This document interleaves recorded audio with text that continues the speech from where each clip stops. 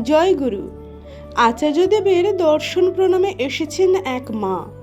সম্প্রতি ওই মায়ের স্বামী গত হয়েছেন, তাদের কোনো সন্তান নেই। এমতাবস্থায় মাটি কাতরতার সাথে আচার্যদেবকে বলছেন, উনি মানে ওনার স্বামী থাকায় অনেক শান্তি, অনেক শক্তি পেতেন তিনি। আচার্যদেব সব শুনে বললেন, শক্তি কেউ কাউকে দেয় না, শক্তি দেনেওয়ালা একমাত্র ঠাকুর।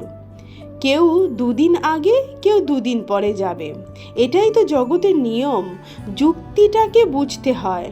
আমি জানি কলসির মধ্যের জলটা যদি আমি ফেলে দিই তাহলে পুকুরের জলেই মিশবে, আবার যদি তুলি কলসি পূর্ণ হয়ে যাবে। পুকুরের জল আর কলসির জল, এটাই তো হচ্ছে ফারাক। দেহটা কলসি, পুকুরটা ঈশ্বর, এটাই হচ্ছে ভাবনার পদ্ধতি। এরকম করে ভেবে এগোতে হয়, নিজেকে যুক্তিতে খাড়া করতে হয়। জয় গুরু।